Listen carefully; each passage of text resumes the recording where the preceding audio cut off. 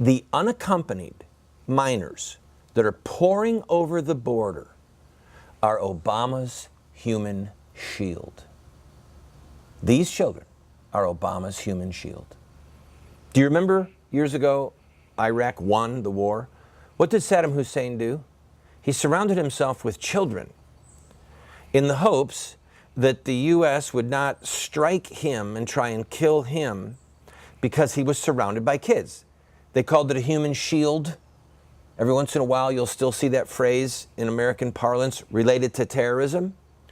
Well, we're seeing Obama use children as a human shield for his political protection.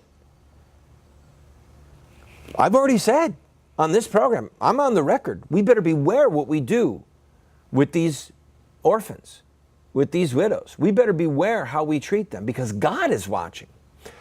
I'm not sure if Obama's concerned about the Almighty. I doubt it because his hands are drenched with blood. He'll happily kill unborn babies, okay?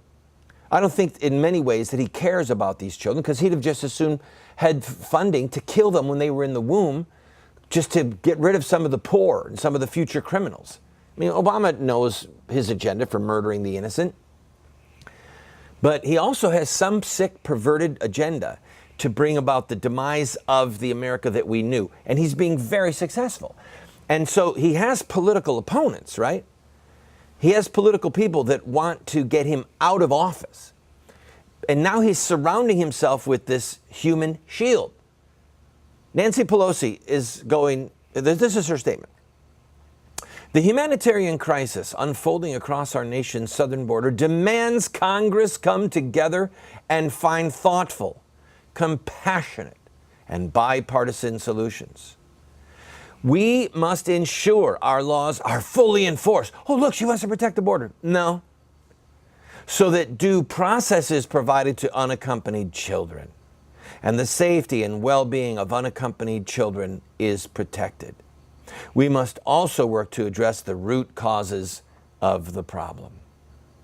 Well, one of the simple root causes, Nancy, is that we don't have our southern border protected, okay? We could have built a wall 10 times over by now in the last 6, 8, 10 years of bickering. But they're not interested in that. She's talking about compassionate, bipartisan solutions, and that is code language for amnesty. Get these people here legally. And by the way, for those of you who haven't figured this out, they've already won. All right? By that I mean that the invasion is here to stay. We're not going to expel them. All right? We are not going to expel them. We do not have the manpower. The number is growing. So we're somewhere between 12 and 13 million illegal immigrants. All right? We do not have the manpower. If every federal agent, if everyone from Homeland Security and every person in the National Guard and every U.S. soldier were to be deployed to deport these people, we don't have the manpower, the trains, the buses to move them across the border. Never mind apprehend them. Never mind hold them and feed them. We can't even move them. I mean, do you want to have the images of trains? Never mind the death train coming over the border this way. Do you want to have the images of trains packed with people like human cattle, like the Nazis moving the Jews? It's not going to happen. They've won. The only question is, what political terms do they stay on? So at one level, the best we can hope for is that they are never granted full citizenship. They are never granted the right to vote if we want to preserve the republic, okay? If you don't care, if you want to make this a democratic run, socialist plantation, then have at it, because all of the pieces are in place and Nancy Pelosi's down there leading the charge for a thoughtful, compassionate, bipartisan solution. We're in deep trouble, people. I'll be right back. Talk about the Supreme Court ruling.